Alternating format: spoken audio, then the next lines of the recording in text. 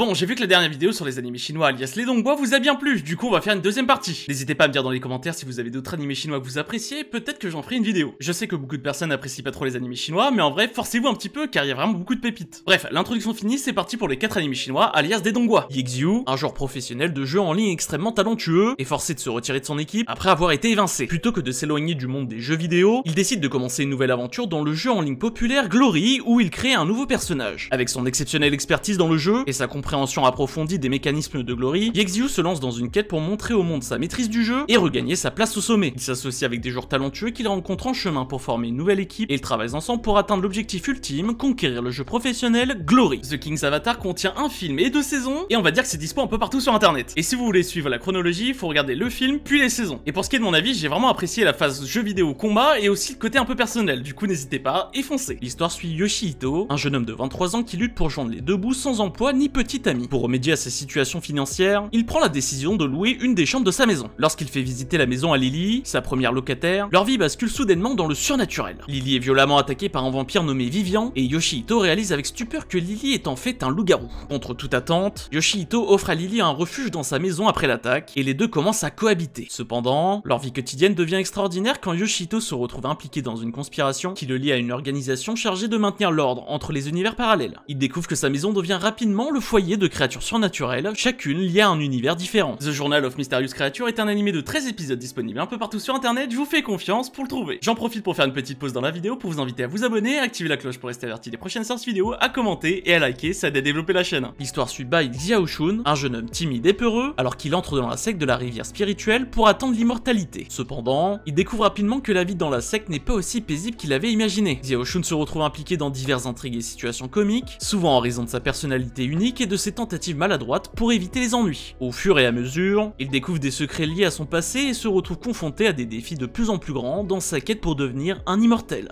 Will Eternal est un animé de 52 épisodes disponible un petit peu partout sur internet. En réalité, c'est très compliqué de trouver des Donghua qui sont sur Crunchyroll, ADN, etc. Du coup, on fait avec. Dans le but d'attraper les barons de la drogue à la frontière du Yunnan, une équipe de forces spéciales pénètre accidentellement dans les anciennes grottes de l'ancien Chu et s'immisce dans d'anciens rituels. L'escouade fut presque complètement anéantie, seuls Sheng Shuang et Sun Dencheng ont survécu car ils ont été secourus par un mystérieux homme aux cheveux blancs nommé Wu Hao. Par la suite, les deux hommes sont intégrés au bureau d'enquête et de recherche des affaires civiles et sont confrontés à des événements surnaturels révélant le voile d'un autre monde. Bureau of Paranormal Investigation est un animé de 12 épisodes disponible sur Crunchyroll et je peux vous dire, même si vous aimez pas les animés chinois alias des Donghua, je pense que vous allez apprécier celui-ci. Donc comme d'habitude, n'hésitez pas et foncez. Les 4 animés chinois alias des Donghua, c'est fini pour aujourd'hui malheureusement. J'espère qu'ils vous plairont et si c'est le cas, n'hésitez pas à me le dire dans les commentaires, ça me ferait hyper plaisir. Comme d'habitude, on se retrouve vendredi prochain à 16h, c'était Mathieu. Ciao ciao.